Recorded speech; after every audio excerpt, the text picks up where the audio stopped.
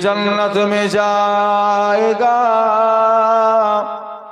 कोई दोज़ख में पहुंचेगा। मदीने की तरफ दौड़ेगा दीवाना मोहम्मद का। अल्लाहुम्मा सल्ले अला।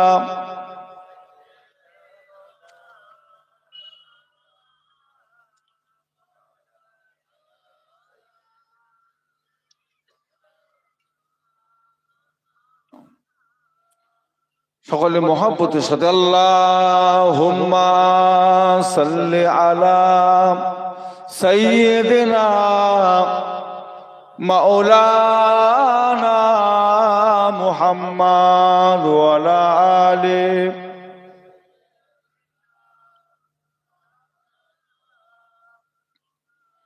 গোলামে মুহাম্মদ हो, क्या डरो है मुझको,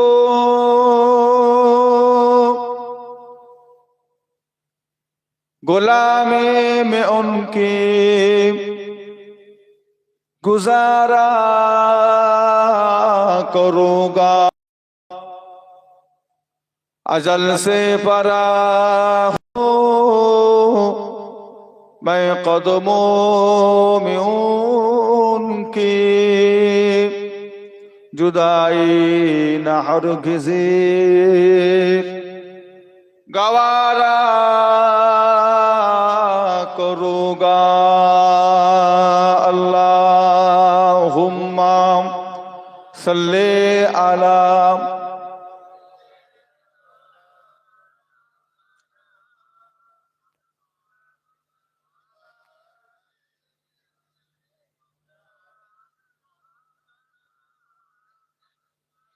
मुझे नाज है अपना खुशकिस्मती परो, मेरे हाथों में है दामने मुस्तफा की। नगम है भुमर का न तूफा की परवाह, मैं डूबूंगा फिर भी किनारा करूँगा। अल्लाहुम्मा सल्ले अला।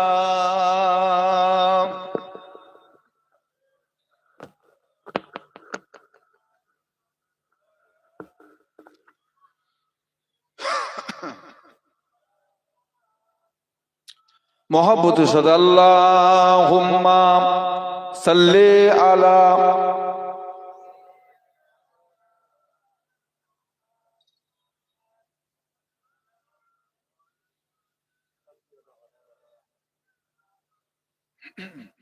ला मक़सूदा इल्लल्लाह, ला मौजूदा इल्लल्लाह, ला मतलूबा इल्लल्लाह, ला महबूबा इल्लल्लाह, ला इलाहा इल्लल्लाह, ला इलाहा,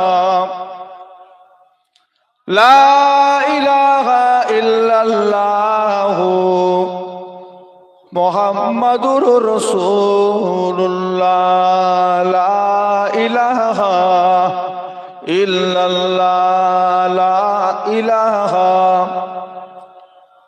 ला इलाहा इल्लल्लाह मुहम्मदुर रसूलुल्लाह। अल्लाहुम्मा सल्ले अला।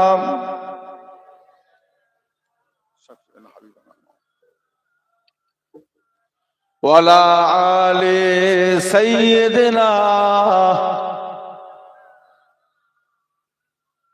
ला मक़सूदा इल्लल्लाह, ला मौजूदा इल्लल्लाह, লা মাতলুবা ইল্লাল্লাহ, লা মাহবুবা ইল্লাল্লাহ, লা ইলাহা ইল্লাল্লাহ, লা ইলাহা, লা ইলাহা ইল্লাল্লাহ মুহাম্মাদুর রাসূলুল্লাহ। আল্লাহুম্মা সাল্লি আলা মাওলানা ওয়া আলা আলি সাইয়্যিদিনা।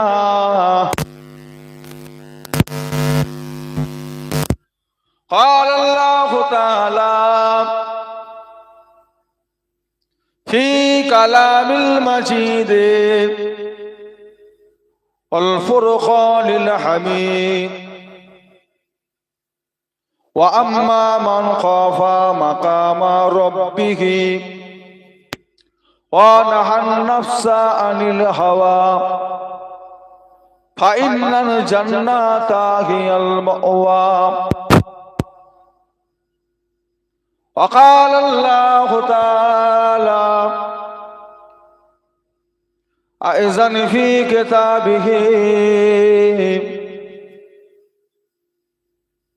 يا أيها الذين آمنوا اذكروا الله ذكرا كثيرا وسبحوا بكرة وأصيلا.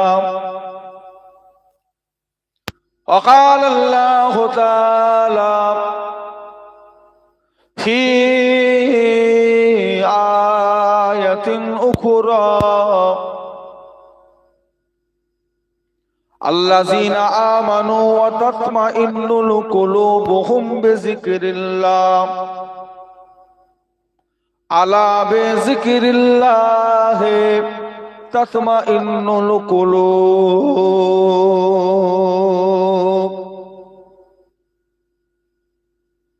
قال رسول الله صلى الله عليه وسلم من قال آخر كلمات لا إله إلا الله دخل الجنة.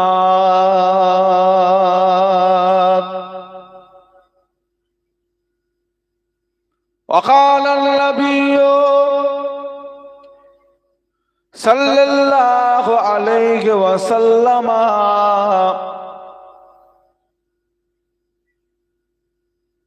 إن الجنة حرمت على الأنبياء حتى تدخلها أمتي على الأمم حتى تدخلها أمتي.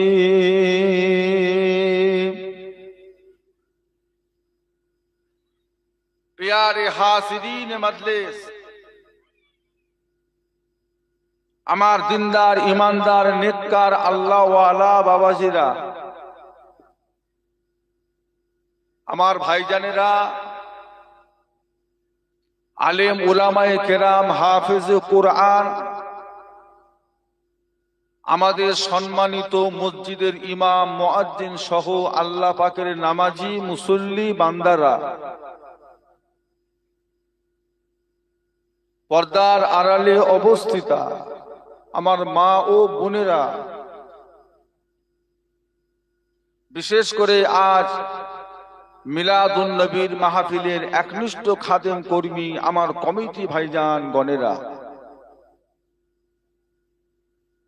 আল্লাহ পাকের দরবারে লাখো কোটি শুকরিয়া।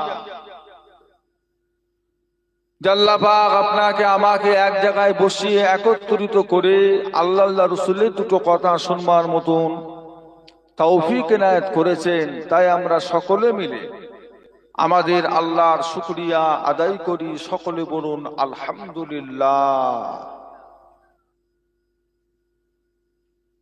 এই সময়টিতে আল্লাহ পাক কিছু মানুষকে রোগ দিয়ে, বিমার দিয়ে নার্সিংহোমে, হসপিটালে, বাড়িতে আল্লাহ শুইয়ে রেখেছেন। কিছু মানুষ শয়তানি ধোকায় পড়ে তাসের আড্ডায়, জুয়ার আড্ডায়, জিনার আড্ডায়, নোংরা জায়গাতেও কিছু মুসলমান বসে আছে।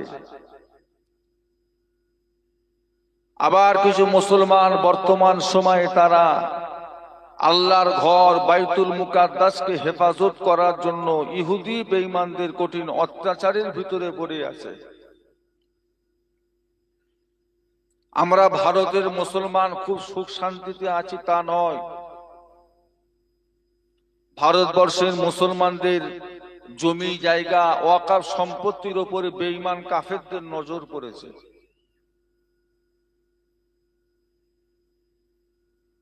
ভারতবর্ষের মুসলমানদের এখন একটা আল্লাহর তরফ থেকে কঠিন পরীক্ষার সম্মুখীন হতে হচ্ছে।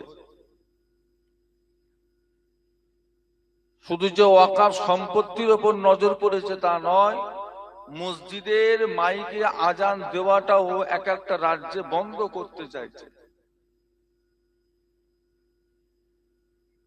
শুধু বন্ধ করেছে তা নয়, যে আজানটা দিয়েছিল তাকে 6 মাস সাসপেন্ড করেছে। 6 মাস ওই ব্যক্তিটা মুয়াজ্জিন হতে পারবে না। অপরাধ কি? আজান দিয়েছে।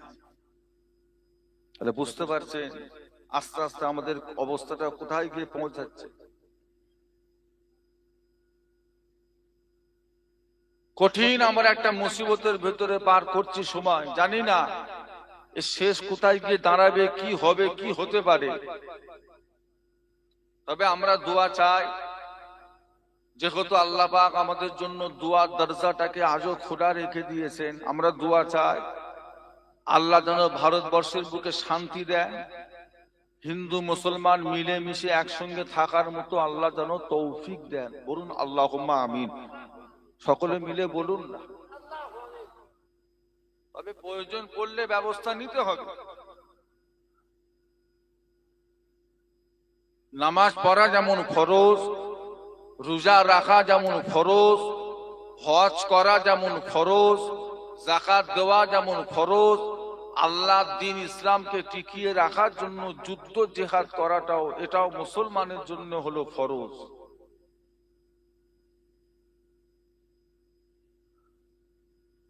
সব জায়গায় জান বাঁচানো চলে না, কিছু কিছু জায়গায় ঈমান বাঁচাতে হয়।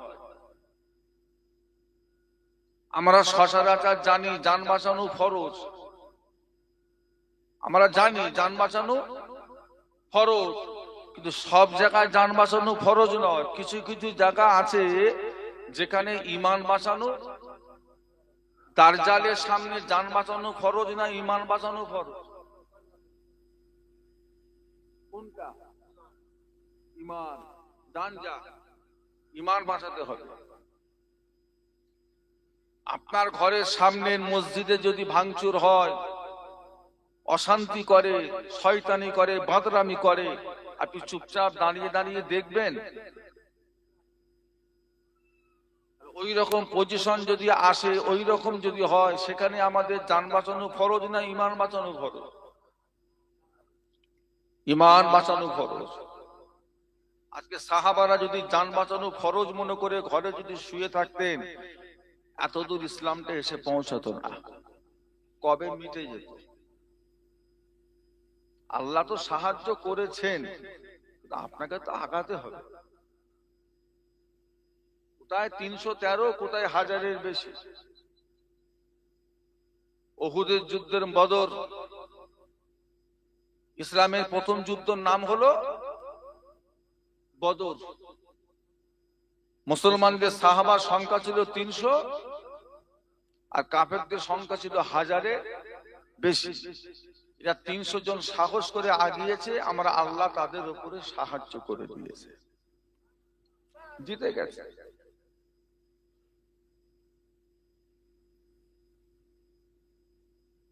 আজ আমরা এত সমস্যার ভেতর দিয়েও আল্লাহ পাক আপনাকে আমাকে একটা সুন্দর পরিবেশে নিয়ে এসে বসিয়েছেন।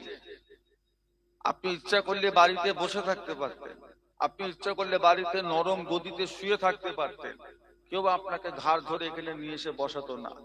তারপরও যে আপনি এসেছেন, আপনার মনে একটা ইচ্ছা আছে, একটা আশা আছে। কেন এলেন?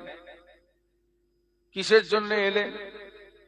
ফুলফুরা শরীফের মুফতি আজম, বাংলা আসামের হাদি আলা হযরত মির্জা হুজুর কেবলা রহমাতুল্লাহ আলাইহি বলতেন, বাবা জলসা মাহফিল গুলো হলো, মিলাদুন নবীর মাহফিল গুলো হলো মুসলমানদের মুরব্বীদের একটা শিক্ষা প্রতিষ্ঠান, একটা মাদ্রাসা। যে সমস্ত মুরব্বী মানুষরা শরীয়তি মাসলা কিছু জানে কিছু জানে না, যাদের জানার ভিতরে কিছু কমজোরি আছে, চলাফেরার ভিতরে কিছু ভুল ত্রুটি আছে, ওনারা যদি একটু খেটে খুঁটে মাহফিলে গিয়ে বসে, আলেম উলামা হযরতরা যদি একটু মাসলা মাসাইল নিয়ে আলোচনা করে, তা নিজেরা নিজেদের ভুলগুলো তারা ঠিক করে নিতে পারবে। এটা হলো মাহফিলে বসার মূল উদ্দেশ্য। এবার এখানে বসেছেন, আপনার কবরবাসী সওয়াব পাবে।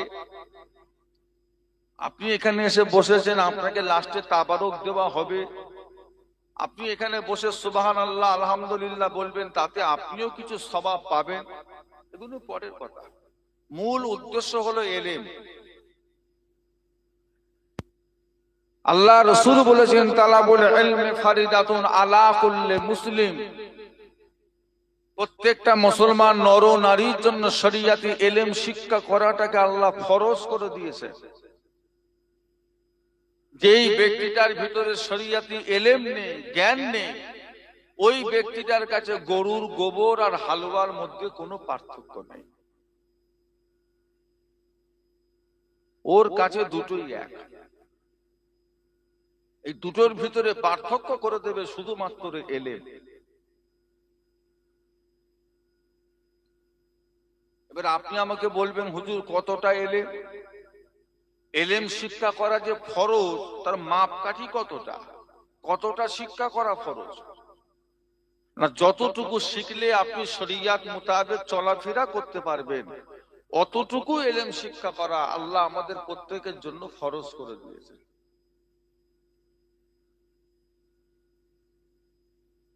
শুধু বিয়ে করলে হবে না, মাকেও ভালোবাসা যায়, বোনকেও ভালোবাসা যায়, নিজের মেয়েকেও ভালোবাসা যায়, নিজের বউকেও ভালোবাসা যায়। তাহলে কি সব ভালোবাসা এক?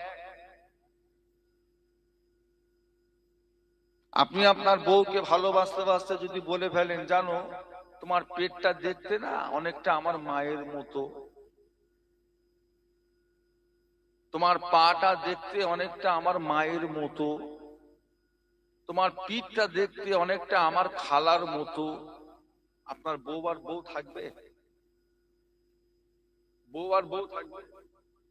আপনি বউয়ের উপরে রাগ করে যদি বলে ফেলেন, আজ থেকে তুই আমাকে দেখে পর্দা কর, আজ থেকে তোর বিছানা আলাদা আমার বিছানা আলাদা, আজ থেকে তোর হাতে রান্না খাওয়া আমার জন্য হারাম, রাগের মাথায় এসব কথা বলে ফেলেন, বউ আর বউ থাকবে? তাহলে শুধু তালাক দিলেই যে তালাক হয় তা নয়, এমনও কিছু কথা আছে যে কথার দ্বারা অলরেডি তালাক করে যায়।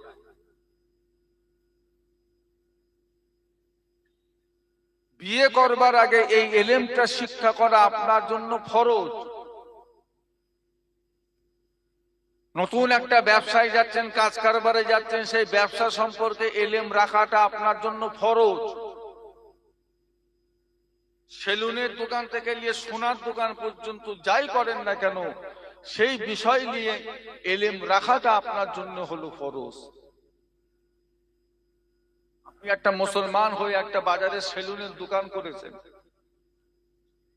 আর একটা মুসলমানের ছেলে আপনাকে গিয়ে বলছে, চাচা কি ভাই, আমার দাড়িটা একটু চেঁচে দাও তো। এখন আপনারা বলেন, একটা মুসলমান হয়ে আর একটা মুসলমানের দাড়ি চেঁচে দেওয়া যাবে? একটু হ্যাঁ হু দেন, চলবে? সে যদি বলে আমি ব্যবসা করছি, অত হারাম হালাল বুঝিনি, ঈমান থাকবে? মুসলমানের ছেলে হারাম হালাল বুঝবে না তো বুঝবেটা কি? আপনি একটা সোনার দোকান করেছেন, সোনার দোকান,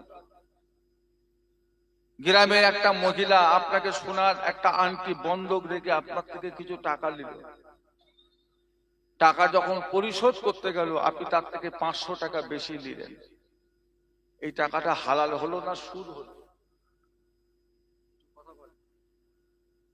হালাল হলো না হারাম হলো?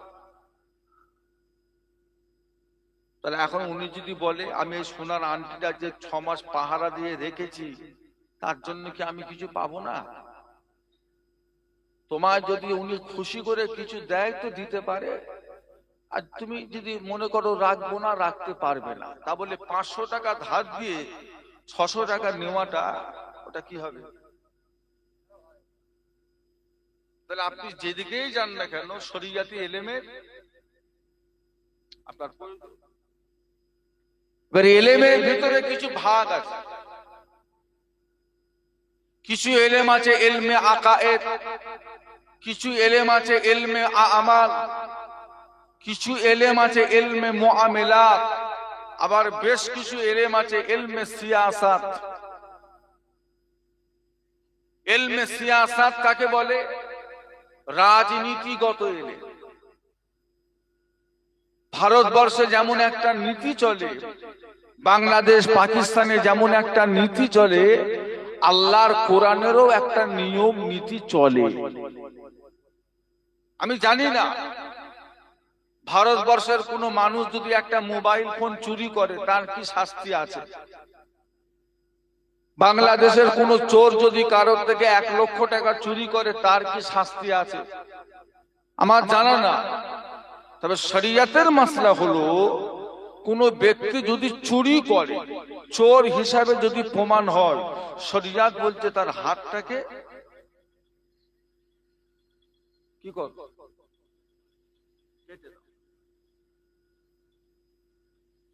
আচ্ছা একটা চোরের যদি হাত কাটা হয়, এই গ্রামে আর একটাও চোর থাকবে?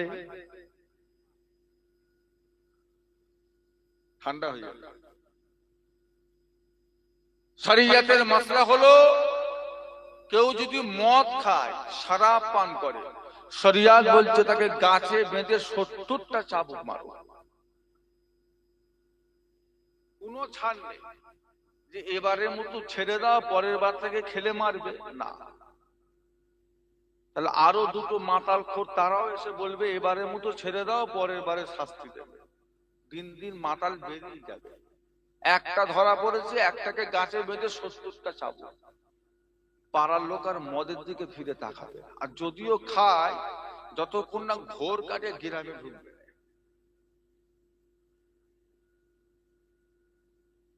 শরিয়তের মাসলা হলো কেউ যদি জেনা করে, পরকিয়া করে, জেনা করে, বিবাহিত কিংবা আইবুড়ো যদি জেনা করে, তাকে কোমর পর্যন্ত পুঁতে পাথর মেরে মেরে মেরে ফেলে। বুঝতে পারছেন?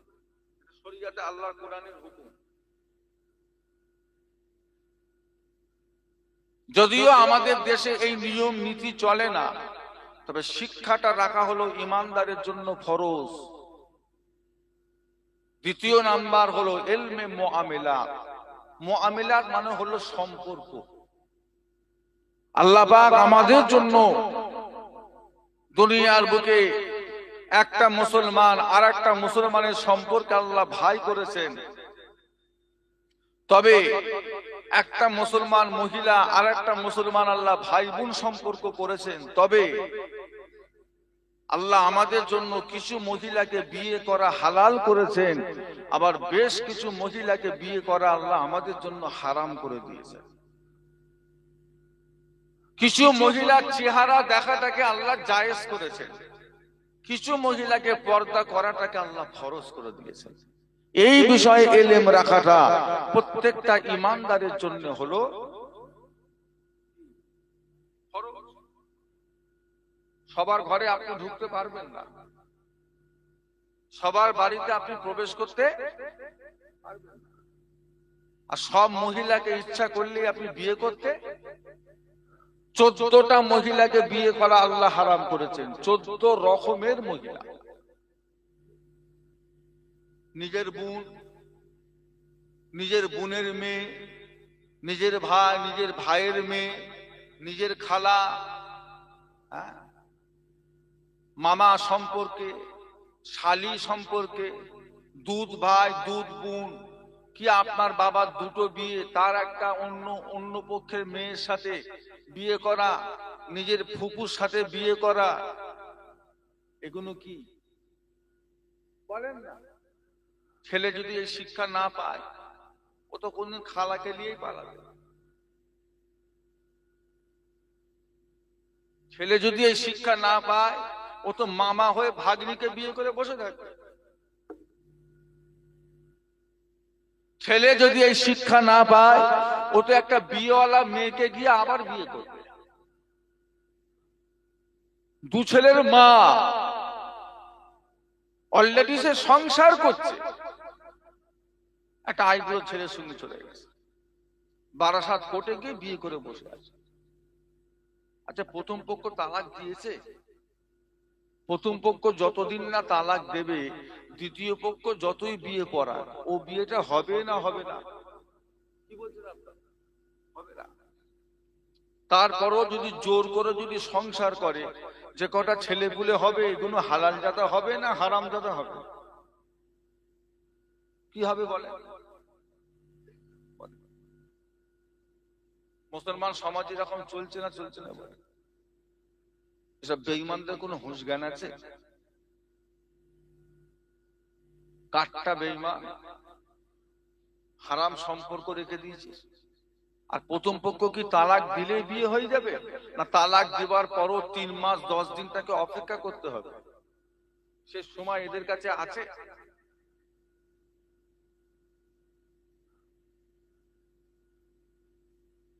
ইলমে আমাল, ইবাদতগত ইলম। আল্লাহ আমাদের জন্য কিছু ইবাদতকে ফরজ করেছেন, কিছু ইবাদতকে আল্লাহ পাক ওয়াজিব করেছেন, কিছু ইবাদতকে আল্লাহ পাক আমাদের জন্য সুন্নত করেছেন, কিছু ইবাদতকে আল্লাহ আমাদের জন্য নফল করেছেন। তবে আগে দরজা কোনটা বলেন না? শবে বারাতের দিনে সারা দিন এক ওয়াক্ত নামাজ নেই, আর ঈশা বাদ জোহর গোসল টোসল করে মসজিদে গিয়ে হরদম সেজদা দিচ্ছে, শুধু নফল নামাজ, শুধু নফল। লাভ না লস? কি বলছেন আপনারা? সারা দিনে এক ওয়াক্ত ফরজ নামাজ আর সারা রাত নফল নামাজ পড়ছে, লাভ হলো না লস হলো? ফরজ নাভির ওপর থেকে নিয়ে আর পায়ের হাঁটুর নিচু পর্যন্ত ঘিরে রাখাটা ছেলেদের জন্য, কি বলেন? এইটা খালি রেখে মাথায় টুপি পরছে, শরীরে জামা পরছে, কিন্তু এইটুকু খালি। কি করবে? ওকে পাগল বলবে না ভালো বলবে? পাগল বলবে। তুই হরদম নফল পড়ছিস, তোর ফরজের কোনো খবর নেই, তো লস।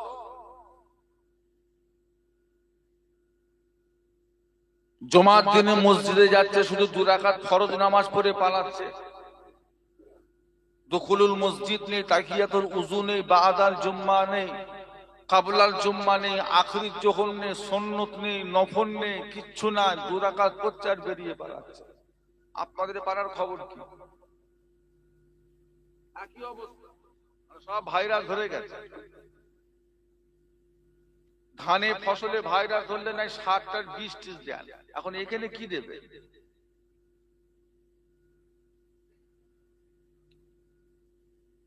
বলেন। 1 নাম্বার ইলম হলো ইলমে আকায়েদ, বিশ্বাসগত ইলম। বিশ্বাস। মুসলমান শুধু টুপি পরে আমরা মুসলমান নয়, শুধু মুখে দাড়ি রেখে আমরা মুসলমান নয়, শুধু শরীরে জুব্বা পরে আমরা মুসলমান নয়। মুসলমান হতে গেলে কিছু জিনিসকে অন্তরে বিশ্বাস করতে হয়, মুখে স্বীকার করতে হয় এবং কাজে করে দেখাতে হয়। তাকে বলা হবে কি? মুসলমান। কটা জিনিস অন্তরে বিশ্বাস করলে মুসলমান হওয়া যায় বলেন? 3টে না 5টা না 6টা না 10টা না 12টা না কটা বলেন? তিনি বলছে 3টে, ওখান থেকে একজন বলেছে 7টা। আরেকজন বলেছে 5টা। কটা?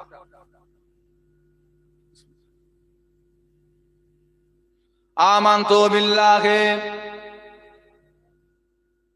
ওয়া মালাইকাতিহি ওয়া কুতুবিহি ওয়া রাসূলিহি ওয়াল ইয়াউমিল আখির ওয়াল কদরি খাইরিহি ওয়া শাররিহি মিনাল্লাহি তাআলা ওয়াল বা'সি বাদাল মউত।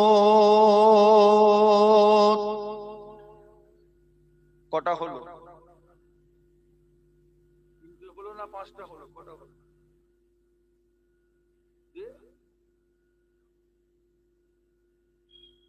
এক নাম্বার হলো আমানতু বিল্লাহ। আপনাকে আমাকে সর্বপ্রথম কার উপরে ঈমান আনতে হবে? একটু জোরে বলেন। আমানতু বিল্লাহ, আমরা কার উপর ঈমান এনেছি? কোন আল্লাহর উপর? কোন আল্লাহ? লাম ইয়ালিদ ওয়া লাম ইউলাদ, যিনাকে কেউ জন্ম দেয় নাই, যিনিও কাউকে জন্ম দেন নাই। কোন আল্লাহর উপরে ঈমান এনেছি আমরা? যে আল্লাহ পাকের শুরুও নেই শেষও নেই। আমরা কোন আল্লাহর উপরে ঈমান এনেছি? যে আল্লাহর ভান্ডারে কোনো জিনিসের অভাব নেই। আমরা কোন আল্লাহর উপরে ঈমান এনেছি? যে আল্লাহর কোনো কাজ করতে গেলে কারো সাহায্যেরও প্রয়োজন নেই। তাই তো নাকি? এগুলো আল্লাহ পাকের গুণ তো। কোন আল্লাহ? যে আল্লাহ 101টা পদের অধিকারী। যদি বলুন না সুবহানাল্লাহ। একটা দুটো নয়, 100।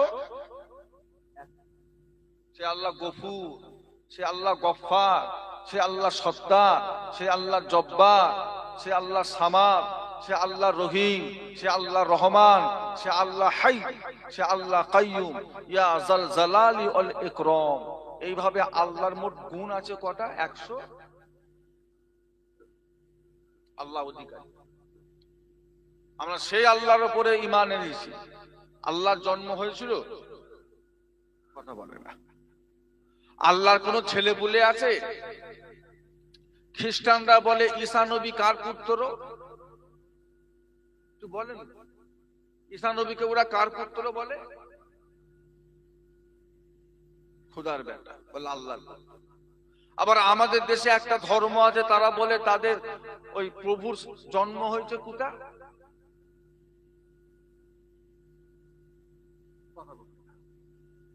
কোথায় বলে জন্ম হয়েছে? মসজিদ ভেঙে ফেললো অযোধ্যা। বলে আমাদের ভগবানের জন্ম হয়েছে কোথায়? ওটা তাদের বিশ্বাস। আমাদের এরকম কিছু আছে নাকি? তাহলে একদল দুনিয়ায় মানে আল্লাহ জন্ম নিয়েছে, আর একদল দুনিয়ায় মানে আল্লাহর বাচ্চা আছে। আর আমরা কি বলি? আল্লাহকেও কেউ জন্ম দেয়নি, আর আল্লাহ কাউকে।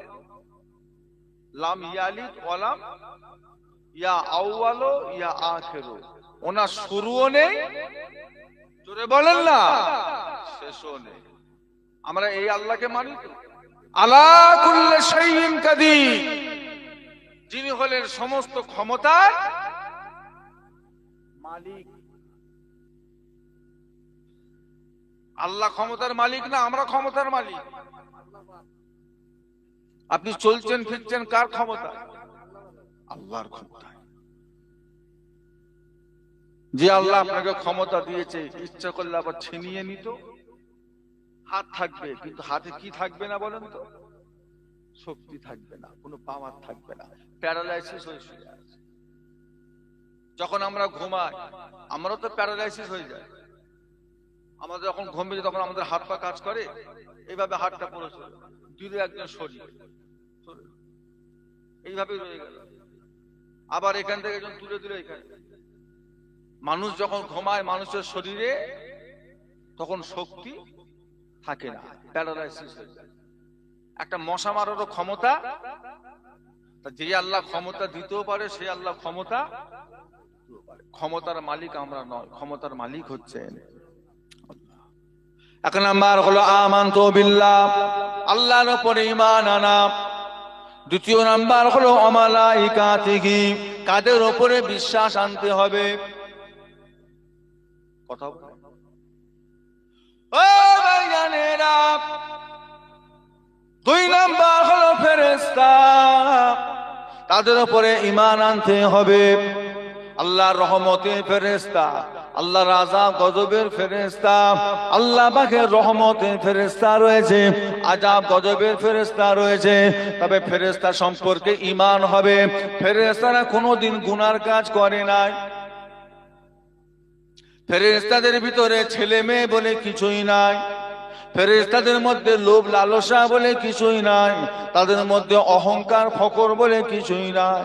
আল্লাহর রহমতে ফেরেশতারা আল্লাহর বিনা অনুমতিতে এক কদমও চলার ক্ষমতা রাখে না। তারা হলো ফেরেশতা।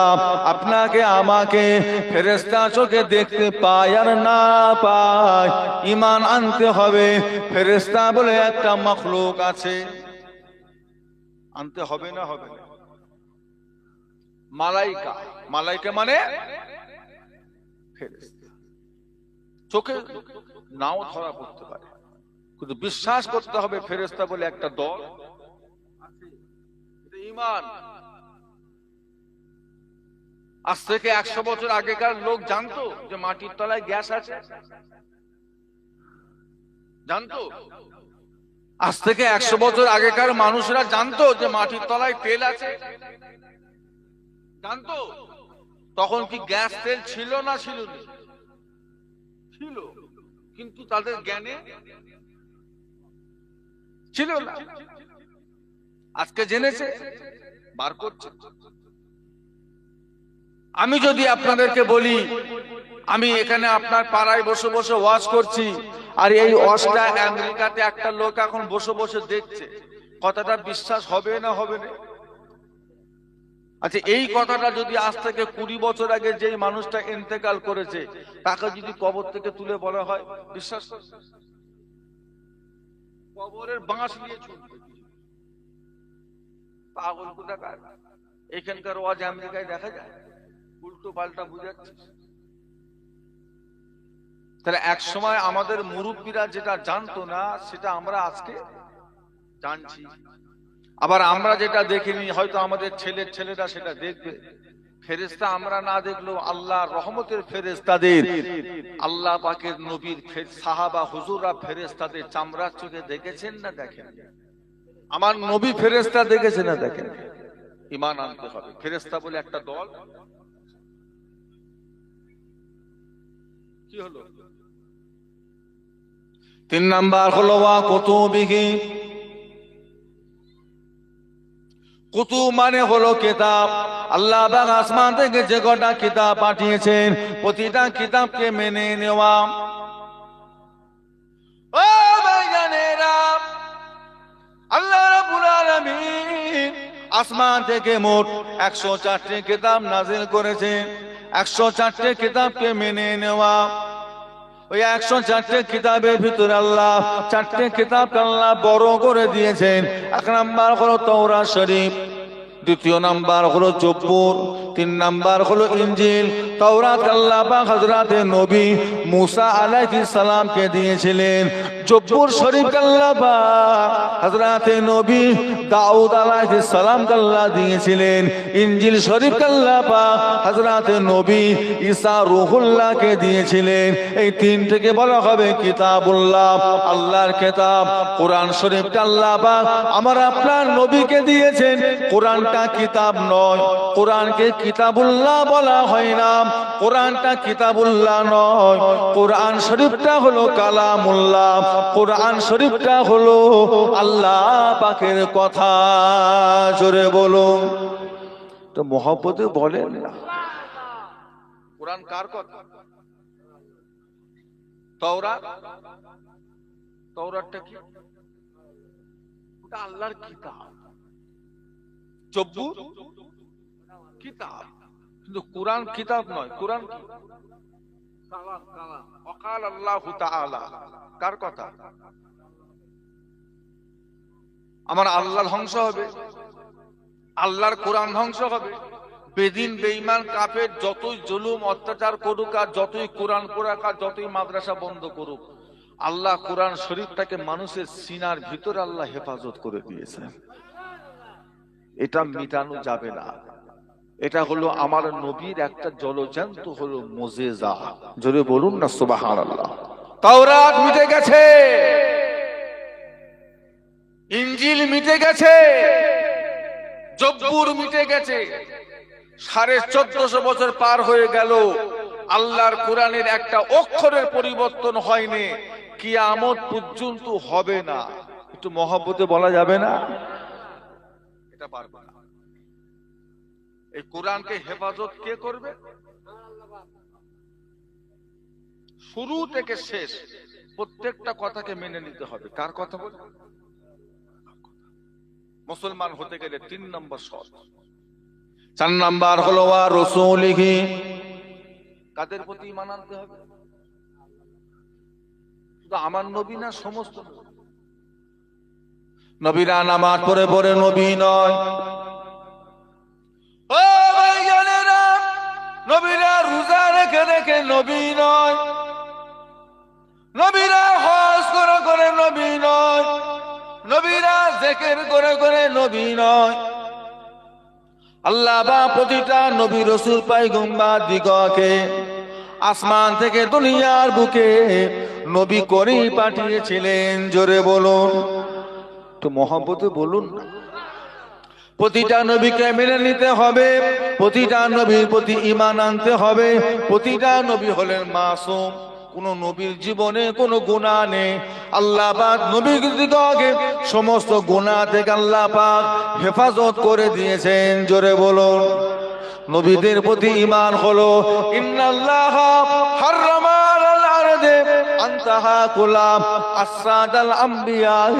প্রতিটা নবী আলাইহিস সালাম দিগের লাশকে মাটির জন্য খাওয়া আল্লাহ রাব্বুল আলামিন হারাম করে দিয়েছেন। জোরে বলুন। প্রত্যেকটা নবীর লাশ মাটি নষ্ট করতে, প্রত্যেকটা নবী হলেন কি নবী? হায়াত।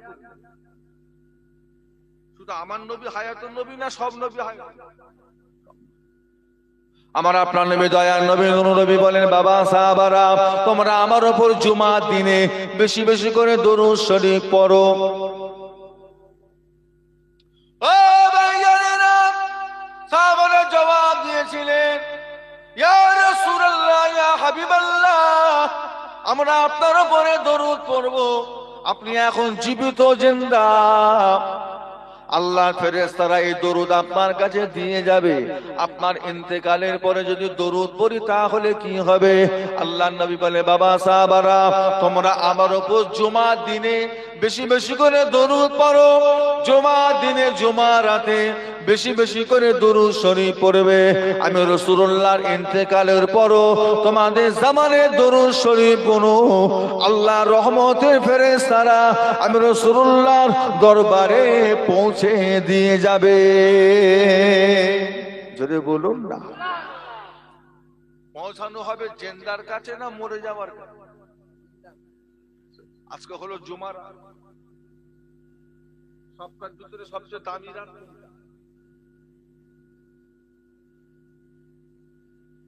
যত খাস খাস ইবাদত আছে, যত দোয়া কবুলের ইবাদত আছে, আজকে রাতে করতে হবে। বসিরাট আল্লামা রুহুল আমিন রাহমাতুল্লাহ আলাইহি বলেন, বাবারা, তোমরা যদি আল্লাহ নবীর দিদার চাও, নবীকে যদি তোমরা দেখতে চাও, ও দুনিয়ার মানুষেরা, জুমার রাতে তোমরা ঈশার নামাজটা পড়ে নাও, তারপরে 2 রাকাত নফল নামাজটা পড়বে। প্রথম রাকাত একবার সূরা ফাতিহা আর 15 বার সূরা ইখলাস শরীফ, আর এর মধ্যখানে একবার আয়াতুল কুরসি পড়বে, আর 15 বার ইখলাস শরীফ পড়ে রুকু সিজদা করবে, আবার উঠে দাঁড়িয়ে যাবে, আবার একবার সূরা ফাতিহা পড়বে, একবার আয়াতুল কুরসি পড়বে, 15 বার সূরা ইখলাস শরীফ পড়বে, রুকু সিজদা করে বৈঠক করবে, বৈঠক করে আত্তাহিয়াত দরুদ পড়ে মাসুরা পড়ে সালাম ফিরিয়ে খাস করে মুনাজাত চাইবে আল্লাহ পাক, দোয়া চাইবে আল্লাহ আপনার হাবিবের দিদারের জন্য 2 রাকাতের নামাজ পড়িস আল্লাহ, আমার নামাজটা আপনি কবুল করে নিন, কবুল করে নিন, কবুল করে নিন। বাড়িতে চলে যাবে উযু হালতে আল্লাহর কাবা দিকে মুখ করে ঘুমিয়ে পড়বে। তোমার নামাজ যদি আল্লাহ দরবারে কবুল হয়ে যায়, সেই রাত্রিতে তোমার সাথে দিন দুনিয়ার বাদশাহ হাবিবুল্লাহ সাথে তোমার দিদার নসিব হয়ে যাবে।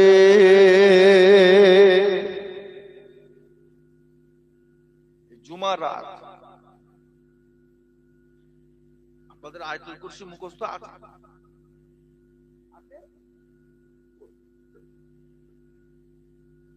প্রত্যেক ফরজ নামাজের শেষে একবার করে আয়াতুল কুরসি পড়বে।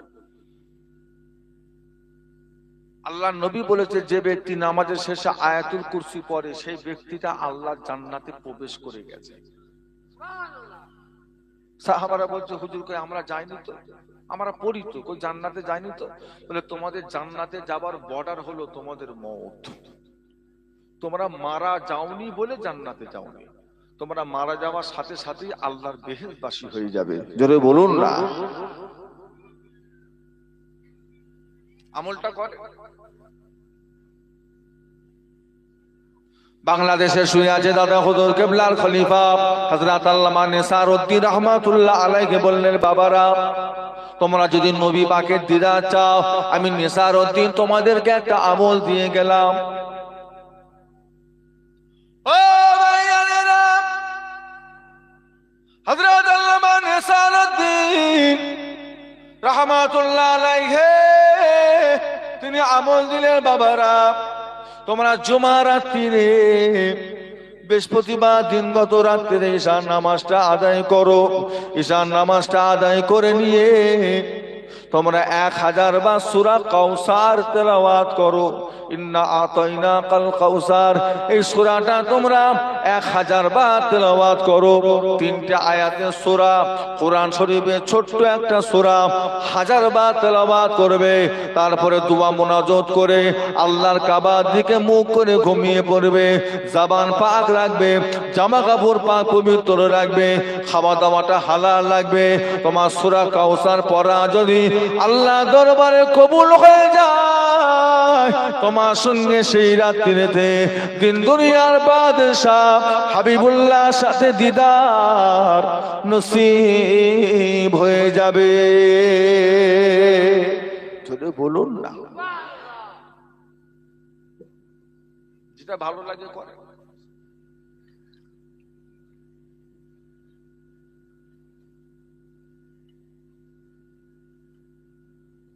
আপনার যেটা ভালো লাগে সেটা করে।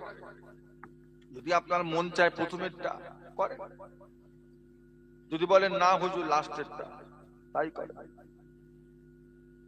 নবীর দেখার ইচ্ছা আছে আগে সেটা বলেন। মন চায় তাহলে ফাঁকিবাজি ছাড়ে,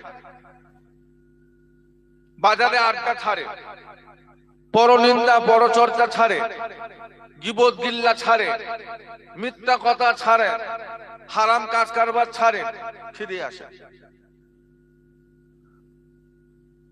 হুজুর আমল দিয়ে গেছে, আমলও করছি, হারামের সাথে যুক্তও আছে, পাওয়া যাবে? নবী পাককে দেখাটা খুব সহজ ব্যাপার।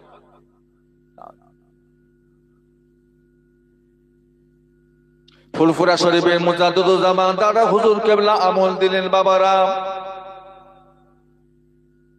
ও ভাইয়ারা, দাদা হুজুর কেবলা বললেন, বাবারা ঈশার নামাজ জামাতে পড়ো, ঈশার নামাজ জামাতে পড়ে লাও, আর মসজিদের একটা কোণে বসে 3 বার পড়ো আস্তাগফিরুল্লাহ।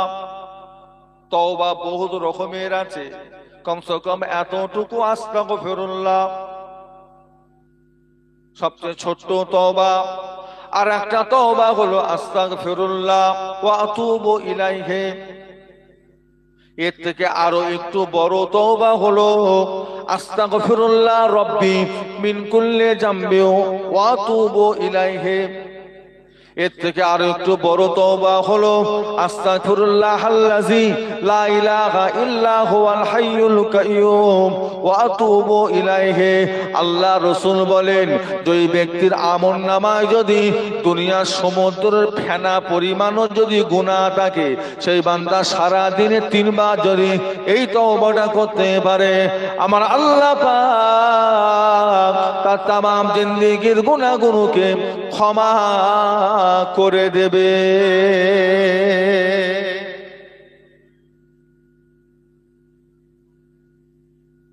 আস্তাগফিরুল্লাহাল্লাযী লা ইলাহা ইল্লা হুয়াল হাইয়ুল কাইয়্যুম ওয়া আতুবু আস্তাগফিরুল্লাহ রব্বি মিন কুল্লি জামবি ওয়া আতুবু।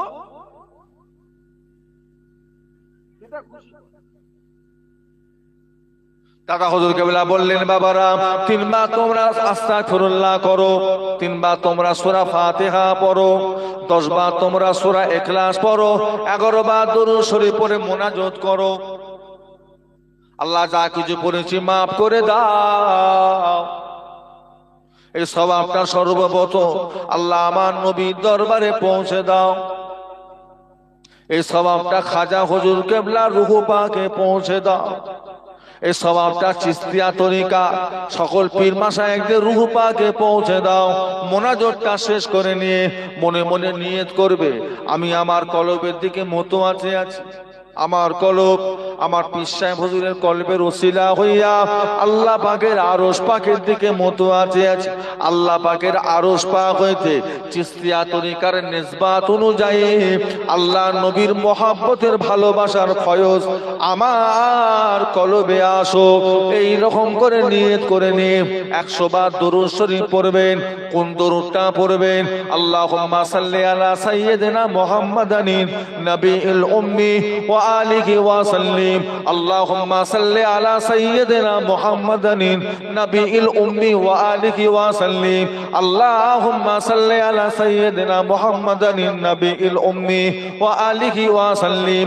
100 বার দরুদটা পড়ে সবরে সানি করো। সওয়াবটা এলাকার কবরবাসীদের রূহ পাকে পৌঁছে দাও। তোমার পীরের রূহ পাকে পৌঁছে দাও। আল্লাহ নবীর দরবারে পৌঁছে দাও। সাহাবাদের দরবারে পৌঁছে দাও। মুনাজাত শেষ করে বাড়ি চলে যাও। আবার ফজরের আজান হয়ে যাবে, আবার জামাতের নামাজটা আদায় করে নাও। আবার মসজিদের কোণে বসে একই নিয়মে 3 বার পড়ো আস্তাগফিরুল্লাহ, 3 বার পড়ো সূরা ফাতিহা, 10 বার পড়ো সূরা ইখলাস, 11 বার পড়ো দরুদ শরীফ। আবার মুনাজাতটা করে নেবে। আমার কলম আমার কলবের ওসিলা হইয়া আল্লাহ পাকের আরশের দিকে মতোয়াজে আছে। আল্লাহ পাকের আরশ হইতে চিশতিয়া তরিকার নিসবাত অনুযায়ী আল্লাহ নবী জিয়ারত ও মুহাব্বতের ফায়েজ আমার কলবে আসুক। এই বলে 100 বার দরুদ শরীফ পড়বেন। কোন দরুদটা পড়বেন? আল্লাহুম্মা সাল্লি আলা সাইয়্যিদিনা মুহাম্মাদিন সাইয়্যিদিল মুরসালিন ওয়া আলা মাহি সুন্নাতে শাইখ মুঈনুদ্দিন চিশতি ইমামি তরিকাতে ওয়াল আউলিয়াল কামিলিন। আল্লাহুম্মা সাল্লি আলা সাইয়্যিদিনা মুহাম্মাদিন সাইয়্যিদিল মুরসালিন ওয়া আলা মাহি সুন্নাতে শাইখ মুঈনুদ্দিন চিশতি ইমামি তরিকাতে ওয়াল আউলিয়াল কামিলিন। এই দরুদটা 100 বার পড়ে নেবেন। ও ভাইজানেরা, এই রকম ভাবে 40টা দিন আমল করে যাবে। 40টা দিন আমল করে যাবে। 40টা দিনের ভিতরে দাদা হুজুর কেবলা বললেন, বাবা তোমার সঙ্গে তোমার নবীর দিদার নসিব হয়ে যাবে। তো মহব্বতে বলুন না।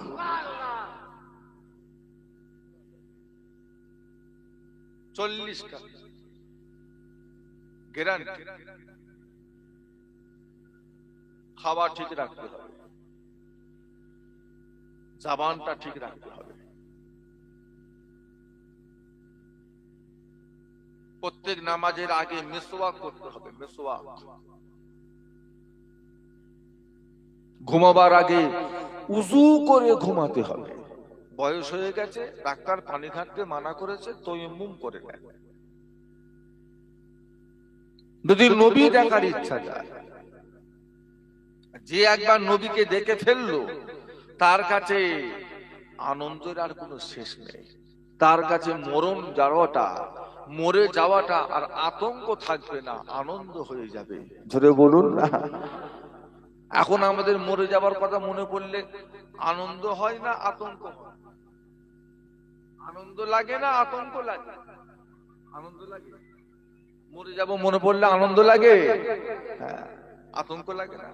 মরে যাব, মরে যাব, মরে যাব। আর যেদিন আপনার সাথে আল্লাহর নবীর দিদার হয়ে যাবে, সেদিন থেকে মরে যাওয়াটা কি হবে?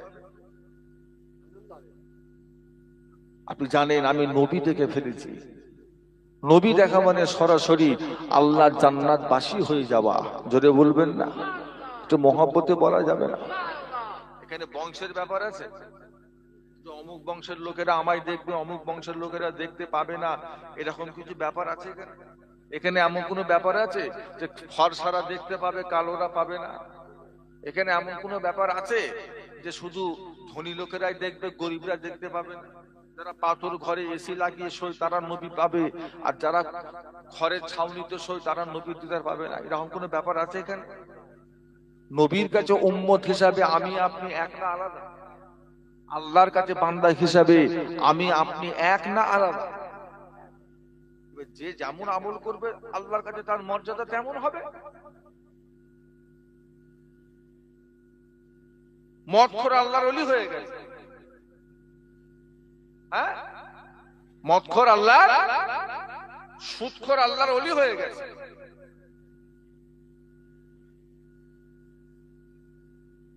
আপনিও যদি হতে পারেন, চেষ্টা করেন, হবে। নবীদের দরজা বন্ধ হয়ে গেছে, ওলি হওয়ার তো দরজা বন্ধ হয়। আপনি চেষ্টা করলে আপনি হতে পারেন। আল্লাহ পাক বংশ দেখেন না, আল্লাহ পাক বান্দাদের চেহারা দেখেন না, আল্লাহ পাক বান্দাদের গায়ের রঙও দেখেন না, আল্লাহ পাক বান্দাদের এমনি করে টাকা পয়সার দিকেও ফিরে তাকান না। আল্লাহ রাব্বুল আলামিন যদি বান্দার বংশ দেখতেন, টাকা দেখতেন, পয়সা দেখতেন, আর যদি গায়ের রং দেখতেন, তাহলে হযরতে বেলাল রাদিয়াল্লাহু তাআলা আনহু জীবনও কোনোদিন অত উঁচু দরের সাহাবা হতে পারতেন না। কথা ঠিক না? বিলালের গায়ের রংটা সাদা না কালো? মোটামুটি কালো না খুব কালো? বিলাল কি প্রচুর টাকার মালিক? বিলাল একটা স্বাধীন না পরাধীন? উনি গোলাম ছিলেন না স্বাধীন ছিলেন? বিলালের মুখের কথাটা ভালো ছিল না তুতলা ছিল? কথা বলেন। সম্মানটা কোথায়? ইজ্জত কতটা? আমার আপনার নবী দয়ার নবী যখন সবে মেরাজে গেলেন, আল্লাহ পাকের দিদারের জন্য যখন মেরাজ শরীফে চলে গেলেন,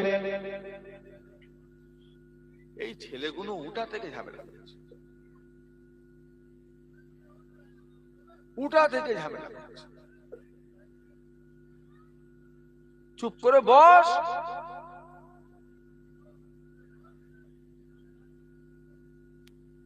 কমিটি ভাই তো চুপ করো। এ কি?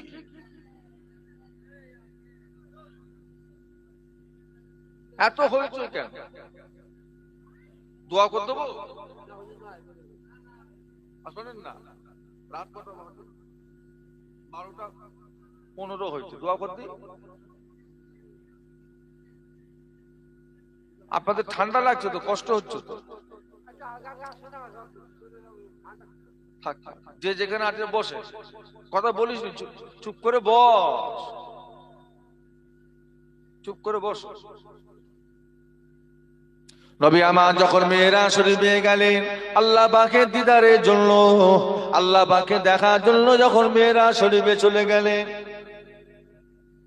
আল্লাহ পাকের বড় ফেরেশতা হযরতে জিবরাইল আমিনকে সাথে করে নিয়ে নবী আমার আল্লাহ জান্নাতটা ঘুরে ফিরে বেড়াচ্ছে, জান্নাতটা দেখছেন, ঘুরছেন ফিরছেন বেড়াচ্ছেন। জান্নাতে ঘুরতে ঘুরতে এমন সময় নবী আমার একটা পায়ে দাপটের আওয়াজ শুনতে পেলেন। কে যেন হেঁটে বেড়ায়, কে যেন হেঁটে চলে বেড়ায়। আল্লাহ নবী জিজ্ঞাসা করে, জিবরাইল এই পায়ের আওয়াজটা কার? ও হযরতে জিবরাইল, এই পায়ের আওয়াজটা কার? আমি আর আপনি ছাড়া এখানে কি আর কেউ হাঁটছেন? জিবরাইল, না ইয়া রাসূলুল্লাহ, হাবিবাল্লাহ, আমি আপনি ছাড়া আর কেউ হাঁটে না, তবে এই আওয়াজটা কার? হযরতে জিবরাইল, ইয়া রাসূলুল্লাহ, ইয়া হাবিবাল্লাহ, হুজুর আপনি জানেন না এই পায়ের আওয়াজটা জান্নাতে চলার আওয়াজ নয়, এই পায়ের আওয়াজটা হলো দুনিয়ায় চলার পায়ের আওয়াজ। আপনার বেলাল যখন দুনিয়ায় চলে ফিরে বেড়ায়, ওনার পায়ের আওয়াজটা আল্লাহর জান্নাত পর্যন্ত পৌঁছে যায়। তো মোহাম্মদ বলুন না কার? আবু বকর হলে মানে জবরদস্ত সাহাবা, জলিলুল কদর, ইসলামের লোকে এত কিছু করেছে, ওনার পায়ের আওয়াজ জান্নাতে যেতে পারে, এটা মানা?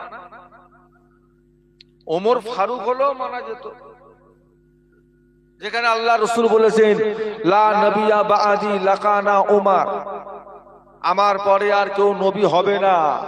যদি আল্লাহ কাউকে নবী করতেন তাহলে ওমর ফারুক আল্লাহ নবী করে দিতেন। তাহলে বোঝা গেল ওমর ফারুক যখন হয়নি, কিয়ামত পর্যন্ত আর কেউ নবী, যে যতই চেঁচাকার, যতই লাফা, আর ওই রকম লাফানো যতই উঠুক না কেন মার্কেটে, আমরা ওইসব কথায় কান।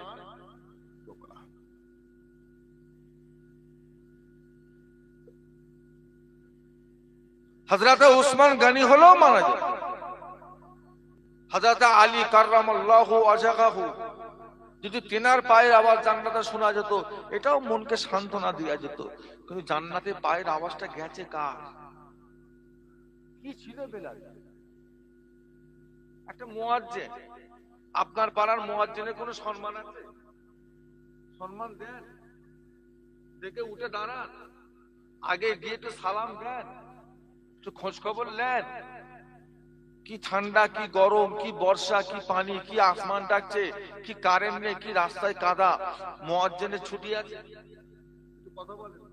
দায়িত্ব নেবে, মুয়াজ্জিনের দায়িত্ব নেবে? একটা 30 বছরের ছেলে দায়িত্ব নেবে মুয়াজ্জিনের দায়িত্ব? খুব টেনে টুনে 3 ওয়াক্ত আজান হবে, 2 ওয়াক্ত হবে।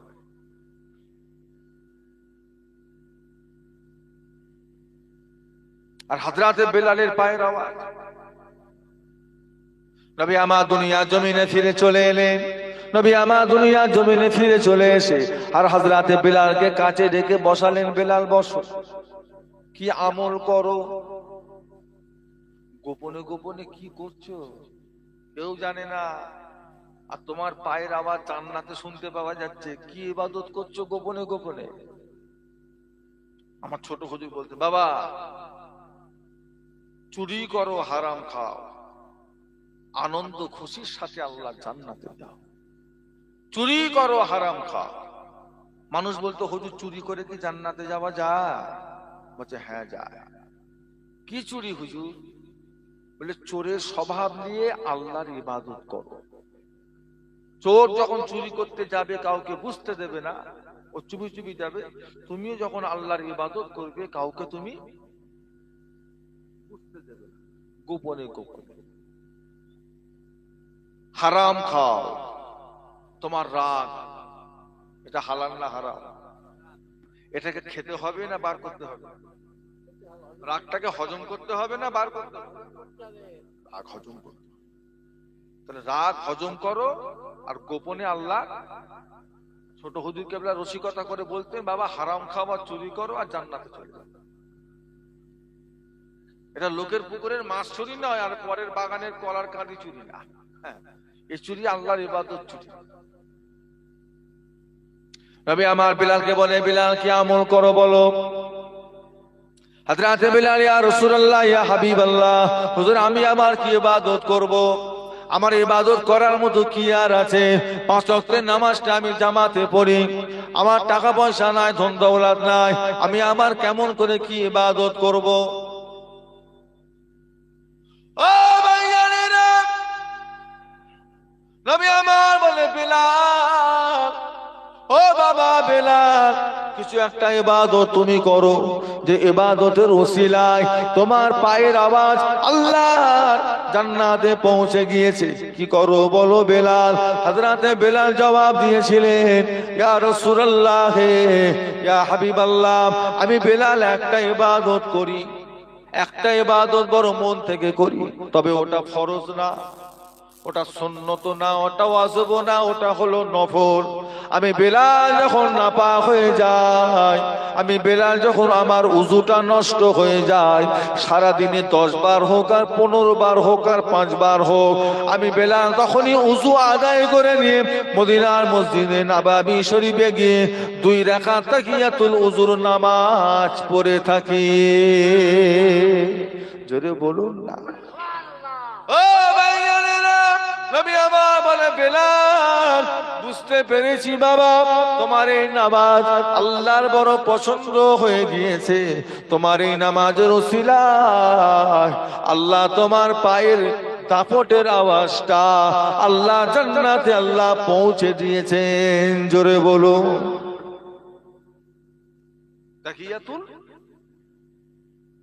অনেকে পড়ে শুধু জুমার দিনে পড়ে, জানেন, অন্য দিনে পড়ে না, শুধু জুম্মার দিনে পড়ে, অন্য দিনে পড়তে চায় না। না, এটা ওই নামাজ নয়। বাপেরা, ভাইরা, বোনেরা, মায়েরা, যখনই উযু করবেন তখনই আপনি এই নামাজটা পড়তে পারবেন।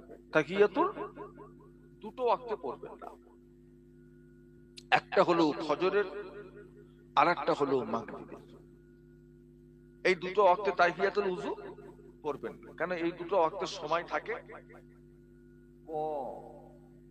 যত তাড়াতাড়ি সম্ভব আপনাকে ফরজ ইবাদতটা করে নিতে হবে। যেমন 2 ওয়াক্তের আগে কোনো ইবাদত নেই ফরজ ইবাদত ছাড়া, ঠিক তেমন 2 ওয়াক্তের পরেরও অন্য কোনো ইবাদত নেই। একটা হলো আসরের ওয়াক্ত আর একটা হলো ফজরের ওয়াক্ত। আসরের ফরজ নামাজ যখন পড়ে ফেলেছে, তারপরে আর অন্য কোনো নামাজ পড়া চলবে না।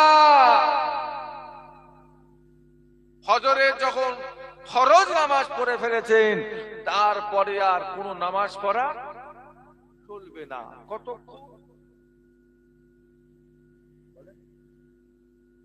সূর্য ওঠা পর্যন্ত 20 মিনিট কি 21 মিনিট। যদি সেই দিনে সুন্নতটাও কাজা থাকে, ফরজের পরে আপনি সুন্নতটাও পড়তে অপেক্ষা করতে হবে। সূর্য উঠবে, ইশরাকের ওয়াক্ত আসবে, কোন ওয়াক্ত আসবে, তখন আপনি সুন্নতের কাজটা করেন, কিংবা জোহর বেলা পরে, তখন পড়া যাবে। কালকে জুমার দিন, কালকে আমাদের কাছে জুমার দিন, বড় আনন্দের দিন। মুরব্বীরা শক্ত হন, ছেলেগুলোকে একটু ধরে বেঁধে নামাজ পড়াগুলো শেখা। 40 পার হয়ে গেল, আবার কি? যতদিন বেঁচেছেন সামনে আর ততদিন হায়াত পাবে। 40 পার হলো মানে অর্ধেক গেল না অর্ধেকের বেশি গেল? বেশি পার হয়ে গেছে না, অর্ধেক না, অর্ধেকের বেশি। টেনে টুনে 60, 70, 75, 80 হয়ে গেল। এই যে 40টা যতটা আনন্দ ফুর্তি ক্ষমতার সাথে কাটিয়েছেন, সামনে 40টা ওইভাবে যাবে তো? কি দেখছেন তার কি মনে হচ্ছে এই শক্তি আপনার কাছে সব সময় থাকবে, এই ক্ষমতা? এবার একটা একটা দাঁড়ি পাকবে, একটা একটা করে। তার মানে কি? আজরাইল কি দিচ্ছে? আজরাইল কি দিচ্ছে? চিঠি দিচ্ছে, তৈরি হও, আর বেশি দিন না। দুনিয়াতে আল্লাহর একটা নবী ছিলেন, নবীটার নাম হলো হযরত নবী ইয়াকুব আলাইহিস সালাম। হযরত নবী ইয়াকুব আলাইহিস সালামের সঙ্গে দাজ্জালের বন্ধুত্ব ছিল। ইয়াকুব আলাইহিস সালামের সঙ্গে মালাকুল মউত হযরত আজরাইল ফেরেশতার বন্ধুত্ব ছিল। ও মালাকুল মউত হযরত আজরাইল ফেরেশতা মাঝে মাঝে হযরত নবী ইয়াকুব আলাইহিস সালামের সঙ্গে দেখা করতে আসতে, বন্ধুত্ব, দুজনে একটু গল্প করতে। যখনই দেখা করতে আসতেন হযরত নবী ইয়াকুব আলাইহিস সালাম ঘাবড়ে যেতেন।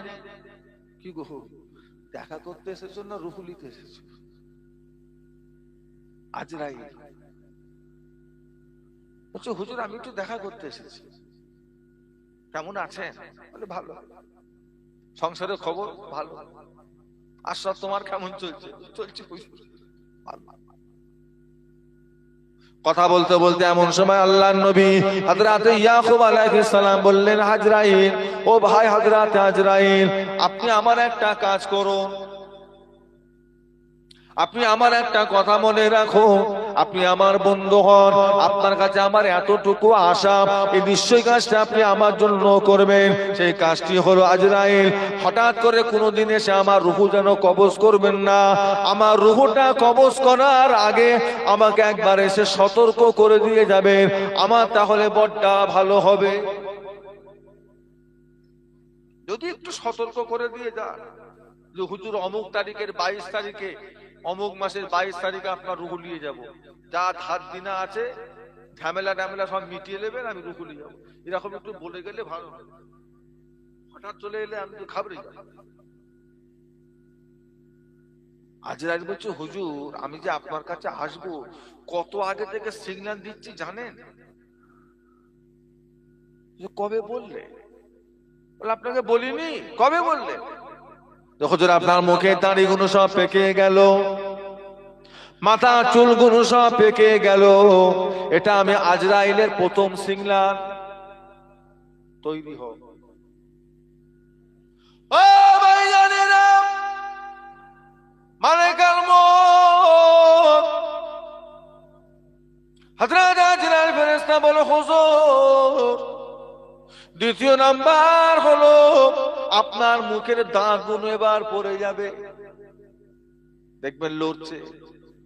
শরীরের দাঁত দিয়ে চিবিয়ে চিবিয়ে আমরা কত শক্ত জিনিস ভেঙে ফেলেছি, এই দাঁত একদিন শরীরকে ছেড়ে পড়ে যাবে।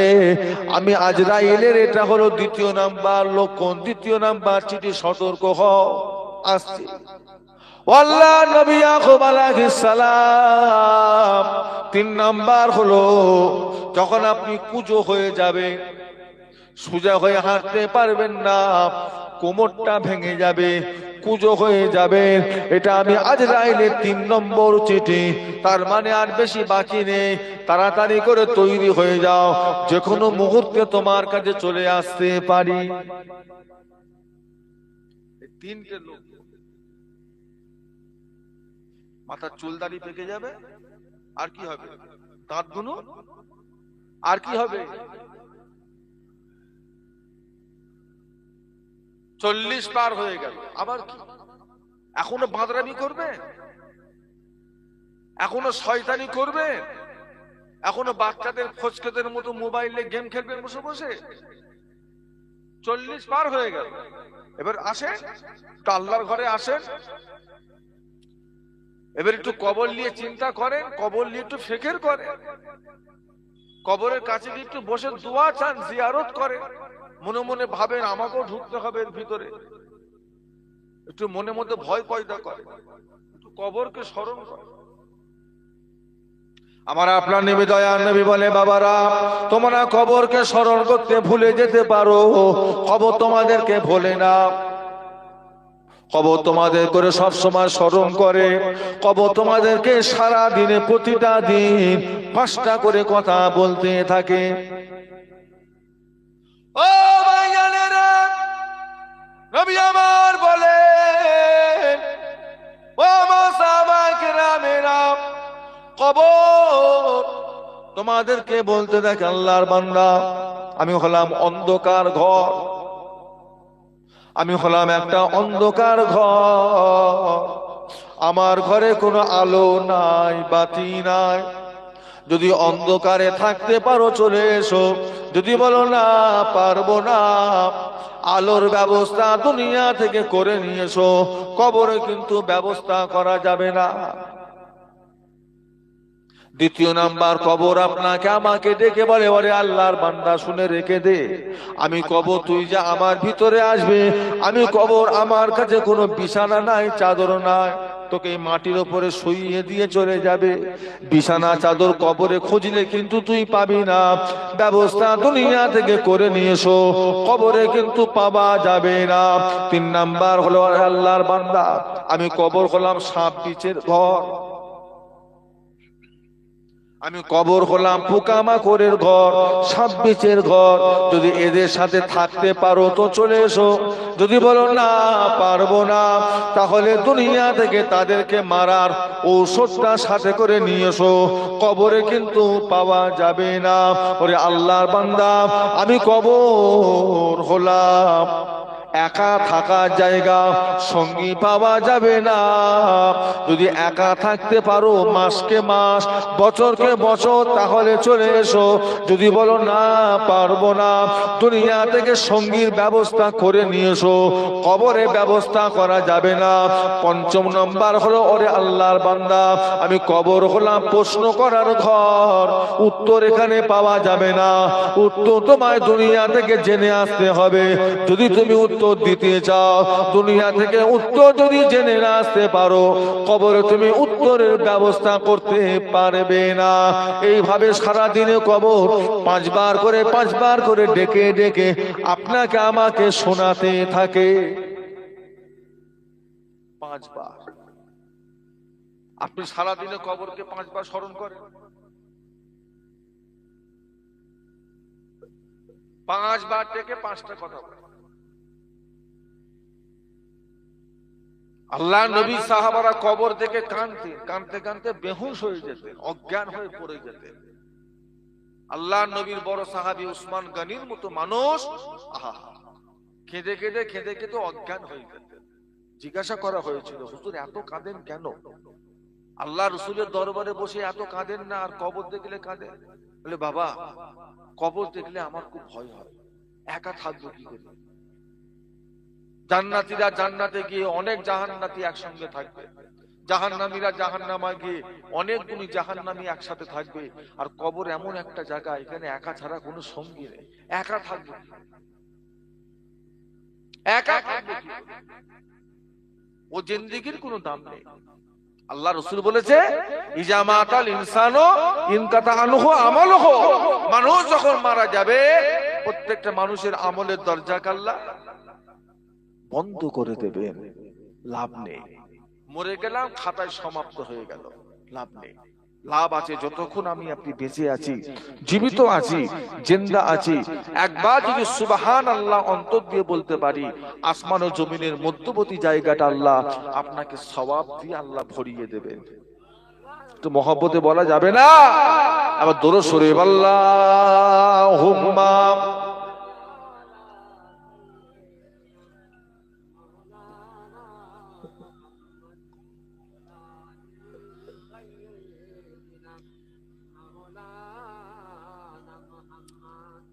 हमें जानो दिल से प्यारा मोहम्मद मोहम्मद की हमो है हमारा मोहम्मद, जो आंखों में आए तू कबूल तक रहेगा, ये पर्दा हमारा तुम्हारा मोहम्मद। अल्लाहुम्मा सल्ले अला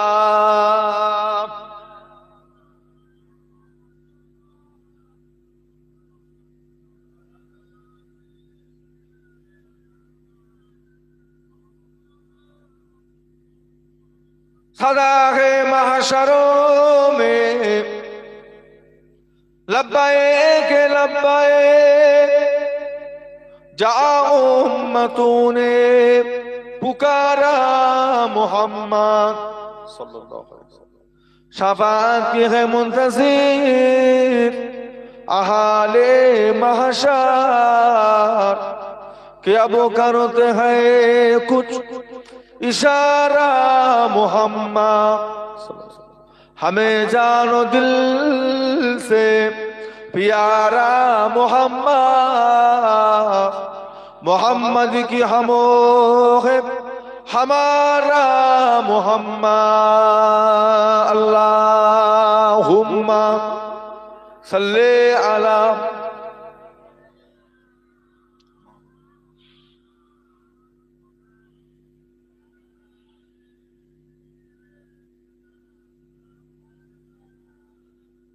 আমার দিনদার ইমানদার নেককার আল্লাহওয়ালা বাবাজিরা, আমার ভাইজানেরা, দোস্তরা, বন্ধুরা, পর্দা নেশিনা আমাদের মা ও বোনেরা, আল্লাহ পাক যতটুকু যা শোনালেন আমল ইবাদতের কথা, আল্লাহ পাক সেই মতো আমাদের চলবার ফিরবার তৌফিক দেন। বলুন আল্লাহুম্মা আমিন। আল্লাহ পাক আমাদের সকলের হায়াতে কিসমতে বরকত দেন, ঈমান আমলের সাথে আল্লাহ কায়েম রাখেন, খাতেমা বিল খায়ের, মরণের সময় আল্লাহ যেন আমাদের জবান থেকে কলেমা শরীফকে জারি করে দেন। বলুন আল্লাহুম্মা আমিন। বক্তাশা ইতি করলাম।